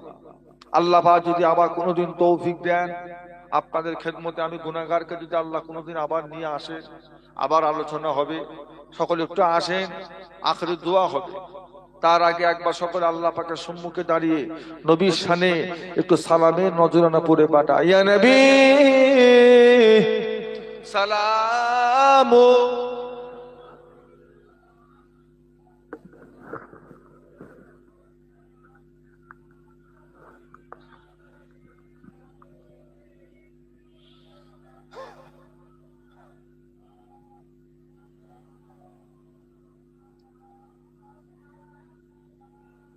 طلع البدر علينا من شنيعة البداع وجاب الشكر علينا مدى لله آفدائي يا نبي سلام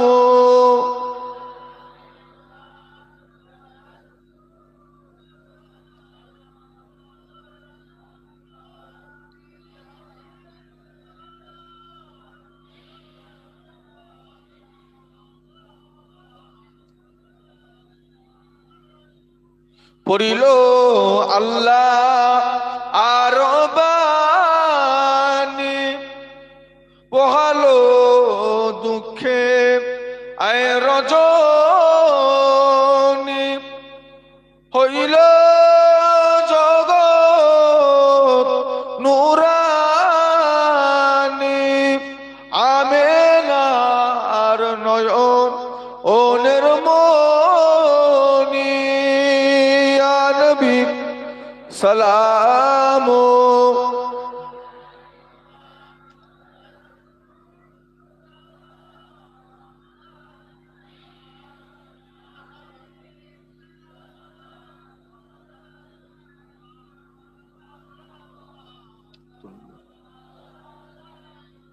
आप सुल्ताने ऐ मदीना, महबते ओ सकीना, नूर से मामो रसीना, मिश्क से बेहतर पसीना, या नबी सलामो।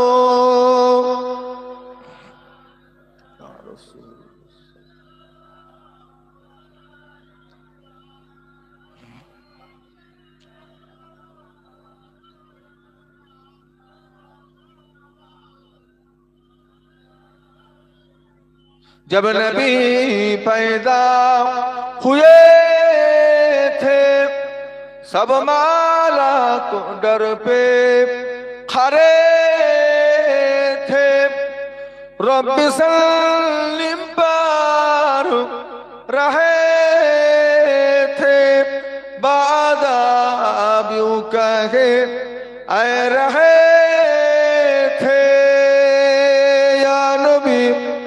সালামু ইয়া রাসূল সালামু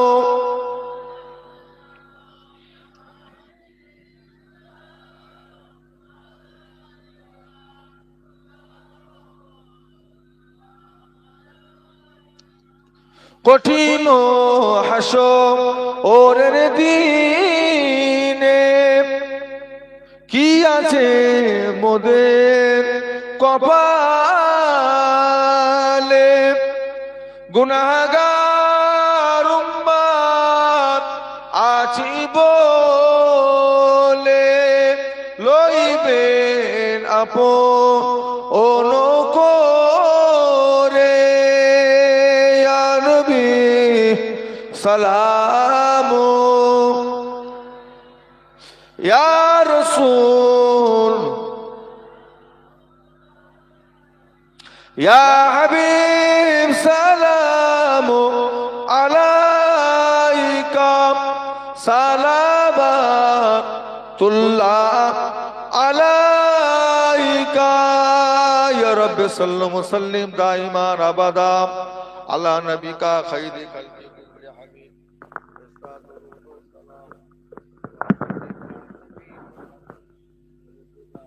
বালাগাল উলা বিকামালিহি কাশাবাদ দুজা বিজামালিহি হাসানাতু জামিউ খিসালিহি সাল্লু আলাইহি ওয়া আলিহি দুরুদাল্লাহুম্মা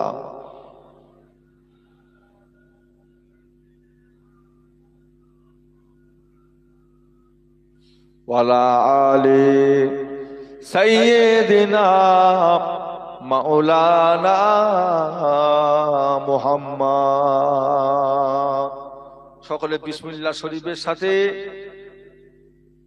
7 বার সূরা ফাতিহা আলহামদুলিল্লাহ শরীফ, 10 বার সূরা ইখলাস কুল হু আল্লাহ শরীফ, 11 বার দুরূদ শরীফ তেলাওয়াত করেন। সবরেসানি হবে, এলাকার কবরবাসীদের রূহের মাগফিরাতের জন্য আল্লাহর কাছে দোয়া চাওয়া হবে। সকলে মিলে তেলাওয়াত করেন আলহামদুলিল্লাহ রাব্বিল আলামিন। ইয়াকা না'বুদু ওয়া ইয়াকা নাস্তাঈন সিরাতাল লাযিনা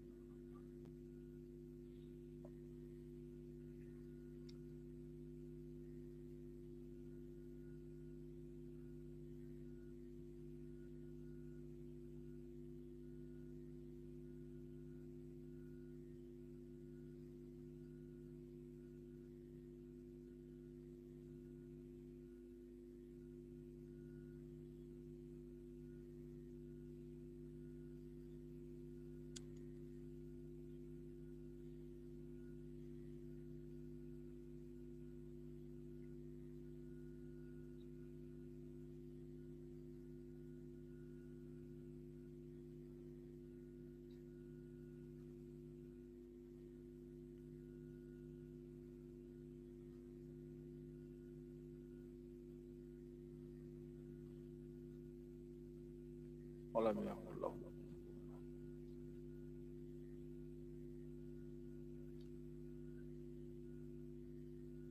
ولم يكن له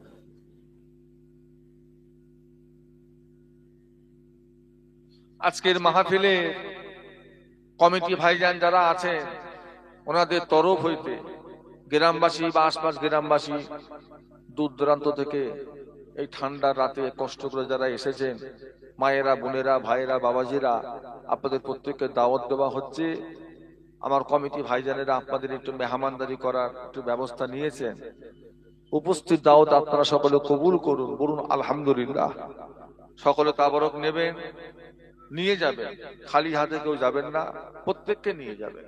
মায়েরা, বোনেরা, বাবাজিরা, ভাইরা সকলে নিয়ে যাবেন।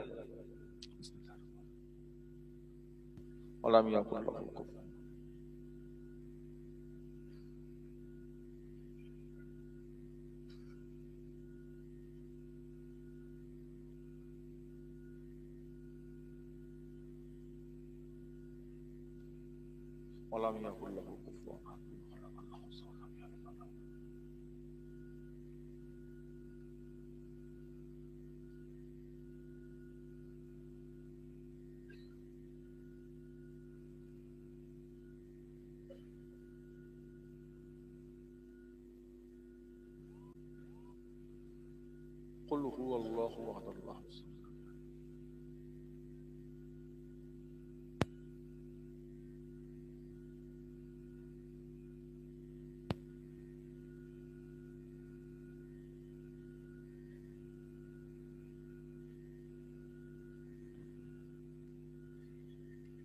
যে যা তেলাওয়াত করেছেন আমাকে উকিল করে, মায়েরা বোনেরা যা কিছু পড়েছেন আমাকে হাওলা করেন, উকিল করেন।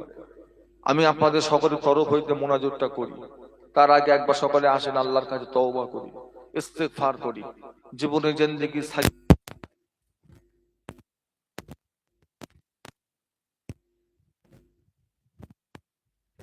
মিনাশ শাইতানির রাজিম। বিসমিল্লাহির রহমানির রহিম।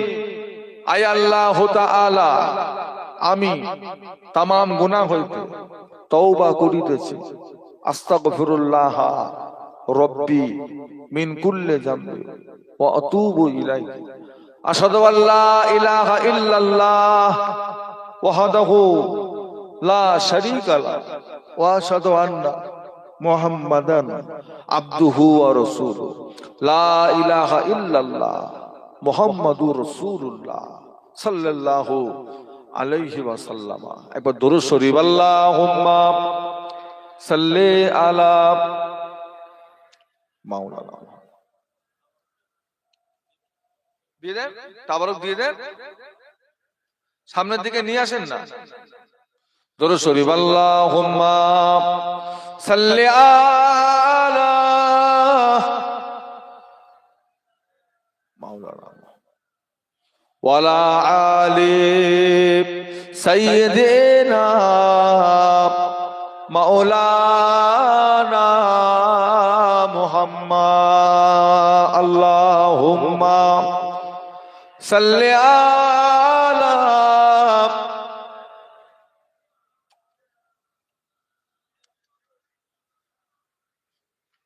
ওয়ালা আলি মাওলানা মুহাম্মদ।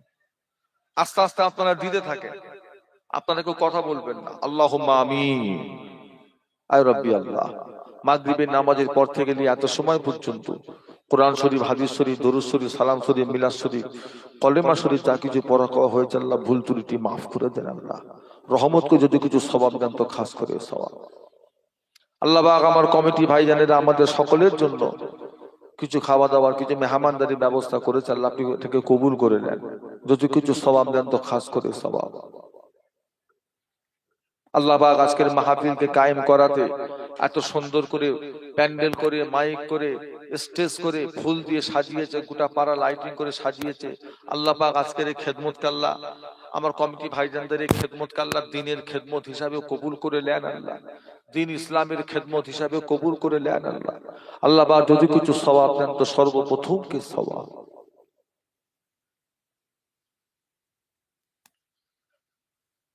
তো জাহানের বাদশা কায়নামদার মুফাক্কির মওজুদার সাইয়্যিদুল মুরসালিন রাহমাতাল লিল আলামিন রূহ পাকে সওয়াবটুকু পৌঁছে দিন।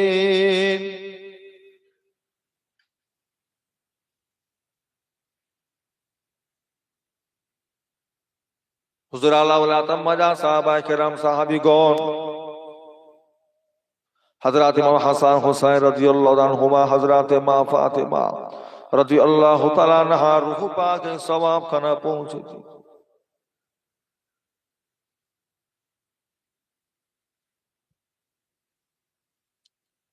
মক্কা শরীফ, মদিনা শরীফ, জান্নাতুল বাকিয়া, জান্নাতুল মুআল্লা,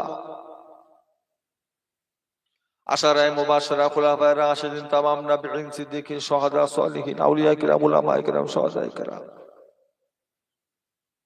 আরে বিল্লাহ হুজুরদের রূহ পাকে সওয়াব খানা পৌঁছে দিন।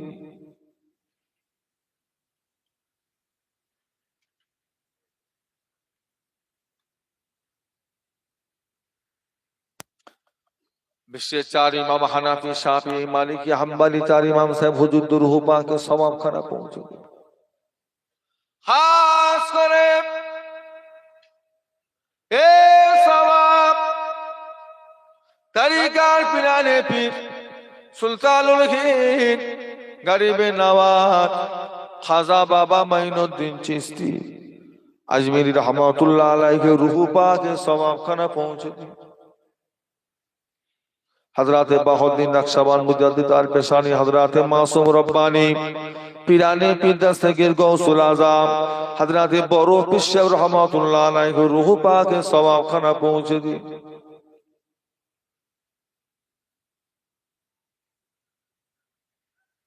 हजरत निजामुद्दीन औलिया रहमतुल्लाह अलैहि कुतुबुद्दीन बुख्तर काकी रहमतुल्लाह अलैहि खाजा बाकी बिल्लाह रहमतुल्लाह अलैहि शावलिउल्लाह मोहद्दिद देहलवी रहमतुल्लाह अलैहि नूर मोहम्मद निजामपुरी रहमतुल्लाह अलैहि আমার দাদা হুজুর কেবলার পীর কুতুবুল ইরশাদ রাসূলুল নোমা হযরত সুফি ফাতি আলী ওয়াইসি রাহমাতুল্লাহ আলাইহি রূহ পাকে সওয়াব খানা পৌঁছে।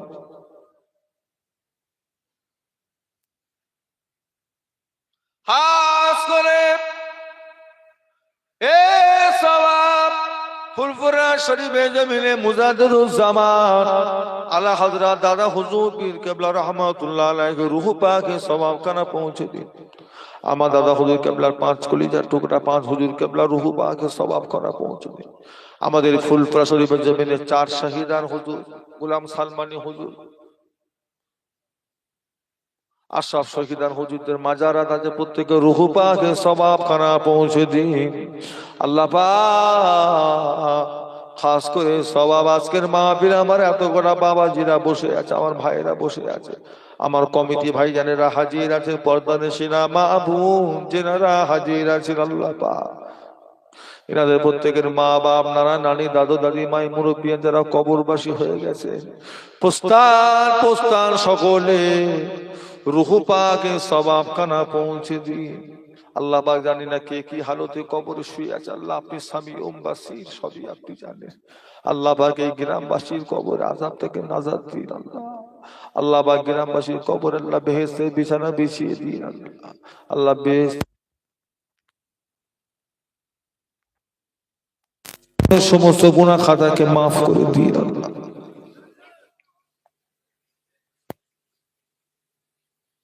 যারা যারা সাহায্য সহযোগিতা করেছে 200 500 1000 2000 যিনি যেমন পেরেছে দিয়েছে। আল্লাহ কারোর বাপ আছে তো মা নেই, মা আছেন তো বাপ নেই, অনেকের মা বাপ দুজনে নাই, কেউ নেই, আল্লাহ তাকে সারা দিয়ে আল্লাহ তিনাদের রূহ পাকে সওয়াব খানা পৌঁছে দিন। আয় আল্লাহ আমরা গুনাহগার খাতাকার, আমাদের জীবনের সমস্ত গুনাহকে মাফ করে দিন, সাগীরা কবিরা গুনাহগুলোকে মাফ করে দিন, জানা অজানা গুনাহগুলোকেও মাফ করে দিন। আল্লাহ হাতের গুনাহ, পায়ের গুনাহ, চোখের গুনাহগুলোকেও মাফ করে দেন। আল্লাহ পাক আপনি আমাদের সকলকে নেক আমল করার তৌফিক দিন, নামাজদার রোজাদার বানিয়ে নিন। আল্লাহ প্রত্যেকের বাড়ি বাড়ি কোরআন শরীফ তেলাওয়াতকে জারি করে দিন। আল্লাহ পাক প্রত্যেকের হালাল কামাই রুজিতে বরকত দিন। আল্লাহ পাক দুবেলা দুমুঠো খাওয়া তারে মুসলমান বাড়ির মা বোনকে কারো দূরে হাত পাতাবেন না। আল্লাহ প্রত্যেকের ঘরের ইজ্জত সম্মান আল্লাহ আপনি বাঁচিয়ে নিন।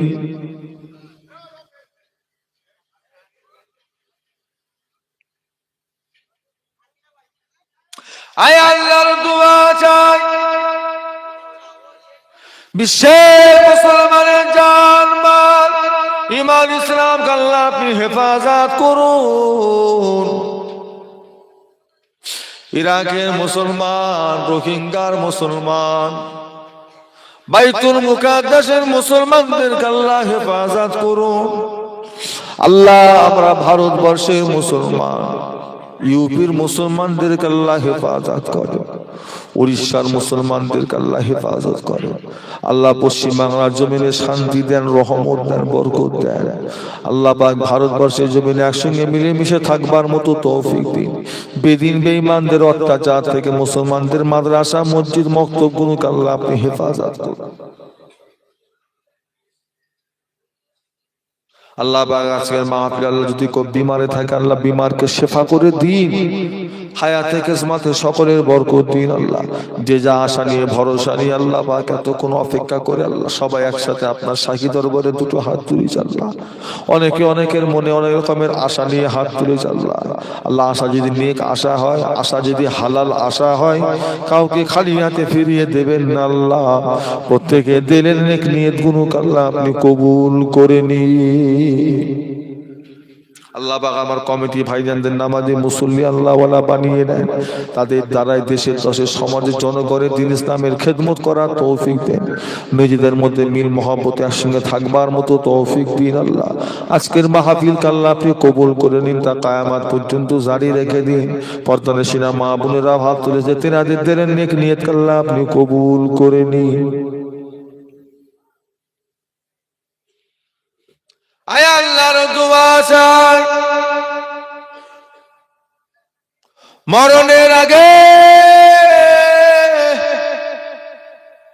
দিদারে কাবা শরীফ, দিদারে মদিনা শরীফ যাওয়ার মতো সকলকে তৌফিক দিন আল্লাহ পাক। আরো দোয়া চায় মরণের আগে মাঝে মাঝে আমার নবী নূর নবী দয়ার নবীর চাঁদ মুখটা যেন স্বপ্নে স্বপ্নে আমাদের সকলের সাথে যেন দিদার নসিব হয় আল্লাহ।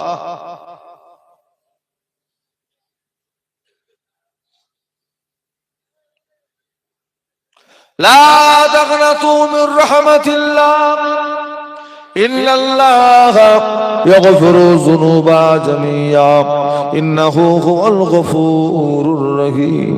আল্লাহ যারা যারা হারামের সঙ্গে যুক্ত আছে আল্লাহ বন্ধন ব্যাংক মহিলা সমিতি গ্রুপ লোন লটারির সাথে আল্লাহ তাদেরকে হেফাজত করে, তাদের আল্লাহ হালাল কামায় রুজিত আল্লাহ বরকত দিন, হারামকে পরহেজ করার মতো ক্ষমতা দিন আল্লাহ। শয়তানের ওয়াসওয়াসা থেকে আল্লাহ হেফাজত করুন আল্লাহ। আপনার মহব্বত আপনার হাবিবের লা তাকনাতু মির রাহমাতিল্লাহ ইন্নাল্লাহ ইয়াগফিরু যুনুবা জামিয়া ইন্নাহু হুয়াল গফুরুর রহিম। ربنا آتنا في الدنيا حسنة وفي الآخرة حسنة وقنا عذاب النار. ربنا ظلمنا أنفسنا وإن لم تغفر لنا وترحمنا لنكونن من الخاسرين. ربنا لا تزغ قلوبنا بعد إذ هديتنا وهب لنا من لدنك رحمة إنك أنت الوهاب. ربنا فاغفر لنا ذنوبنا كفر عنا سيئاتنا وتوفنا مع الأبرار. لا تقنطوا من رحمة الله إن الله يغفر الذنوب جميعا إنه هو الغفور الرحيم. والحمد لله رب العالمين. آمين آمين آمين بحق لا إله إلا الله لا إله إلا الله لا إله إلا الله মুহাম্মাদুর রাসূলুল্লাহ।